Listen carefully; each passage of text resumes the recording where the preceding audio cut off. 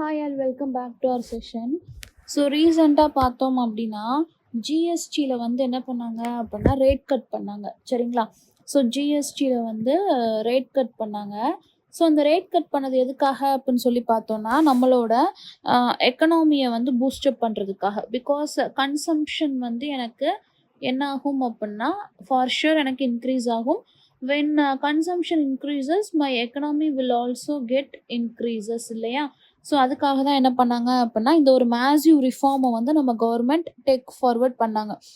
So இதில் வந்து பார்த்தோம் அப்படின்னா நிறைய லிஸ்டட் கம்பெனிஸ்க்கு வந்து எர்னிங்ஸ் வந்து எனக்கு இன்க்ரீஸ் ஆகுற மாதிரி இருக்குது. அது மட்டும் இல்லாமல் ஸ்டாக் ப்ரைஸஸ் ஆஃப் மெனி கம்பெனிஸும் எனக்கு என்ன ஆகுது அப்படின்னா பாசிட்டிவான ஒரு கேட்டலிஸ்ட்டை ப்ரொவைட் பண்ணுற மாதிரி இருக்குது. சரிங்களா?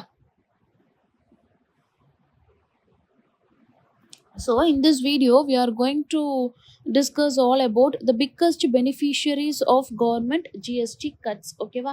இந்த GST cutsஆல யாருக்கு வந்து பயங்கரமான ப்ளஸ் இருக்குது அப்படிங்கிறத வந்து நம்ம என்ன பண்ணலாம், லேர்ன் பண்ணிக்கலாம். ஓகேவா? So this is all about general think.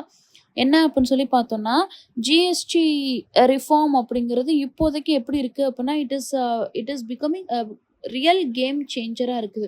இதை வந்து யாருமே எதிர்பார்க்காத ஒரு சமயத்தில் இந்த ஜிஎஸ்டி கட் ரேட்ஸ் வந்து எனக்கு எப்படி இருக்குது, பயங்கரமான ஒரு கேம் சேஞ்சராக இருக்குது.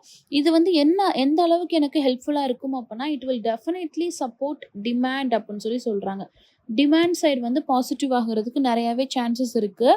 லைக் அக்ராஸ் மெனி செக்டார்ஸ், நிறையா செக்டார்ஸில் எனக்கு என்ன ஆகுது அப்படின்னா ஒரு நல்ல பாசிட்டிவான சேஞ்சை வந்து கொடுத்துருக்கு. ஓகேவா? ஸோ மேபி இந்த ஜிஎஸ்டி கட்ஸால் தான் இப்போதைக்கு விழுந்து கிடந்த இந்த ட்ரம்ப்போட ரிசல்ட்டுக்கு அப்புறமா ஆக்டிவிட்டீஸ்க்கு அப்புறமா விழுந்து கிடந்த ஸ்டாக்ஸ் கூட கொஞ்சம் மேலிருந்து வர்றதுக்கு ரீசனாக இது வந்து இருந்திருக்கு. ஓகேவா? ஸோ அதில் ஃபஸ்ட்டு செக்டார் அப்படின்னு சொல்லி பார்த்துட்டோன்னா எனக்கு ஆட்டோ அண்ட் ஆட்டோ ஆன்சிலரிஸ் வந்து எப்படி இருக்குது, ஒரு நல்ல பாசிட்டிவான க்ரோத்தை கொடுக்குற மாதிரி இருக்குது. சரிங்களா? ஸோ ஆட்டோ காம்போனன்ட்ஸு, அப்புறம் அதோடைய ஸ்பேர் பார்ட்ஸு, சரிங்களா, ஸ்பேர்ஸு, இதெல்லாமே எனக்கு என்ன ஆகுது அப்படின்னா முன்னாடி எனக்கு 28% ஜிஎஸ்டியாக இருந்தது. இப்போ எனக்கு என்ன ஆயிடுச்சு, 18% ஜிஎஸ்டி கட்ஸாக என்ன ஆயிடுச்சு அப்படின்னா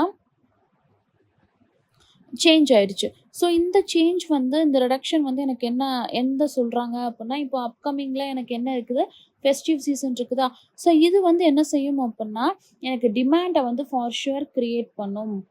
சரிங்களா? டிமாண்டை எனக்கு ஃபார் ஷுர் க்ரியேட் பண்ணும் அப்படிங்கிற ஒரு கண்ணோட்டத்தில் நம்ம இதை பார்க்கலாம். ஏன்னா ஆட்டோ செக்டார்ஸில் 28% இருந்த ஒரு விஷயம் எனக்கு இப்போ 10% கம்மியாகி 18% அப்படின்னா இப்போ அடுத்து எனக்கு ஃபெஸ்டிவல் சீசனில் கண்டிப்பாக ஆட்டோமொபைல் செக்டார் எனக்கு என்ன ஆகும் அப்படின்னா ஒரு நல்ல க்ரோத்தை வந்து எனக்கு என்ன ஆகும் அப்படின்னா கொடுக்குற மாதிரி இருக்கும். சரிங்களா?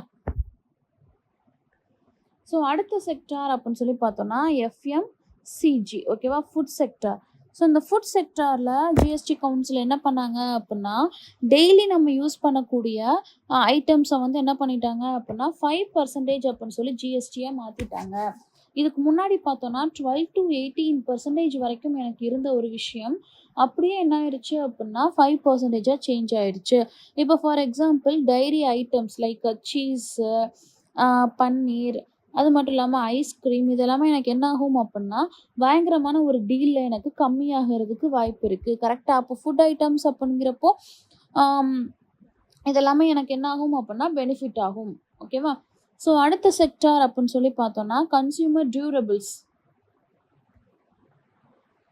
இப்போது கன்சியூமர் டியூரபிள்ஸில் வந்து என்ன பண்ணாங்க அப்படின்னா 28% இருந்து 18% எனக்கு கம்மி பண்ணிட்டாங்க.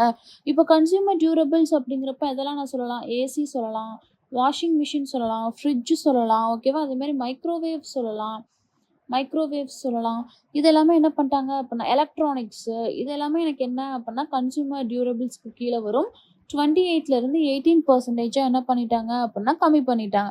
அப்போ இதுவுமே எனக்கு என்ன ஆகுது, அடுத்த ஃபெஸ்டிவ் சீசனில் எனக்கு கண்டிப்பான முறையில் டிமாண்டை க்ரியேட் பண்ணுறதுக்கு நிறையாவே சான்சஸ் இருக்குது இன் கன்சியூமர் டியூரபிள் செக்டார். சரிங்களா? ஸோ அடுத்து பார்த்தோம் அப்படின்னா சிமெண்ட் இண்டஸ்ட்ரி. சரிங்களா?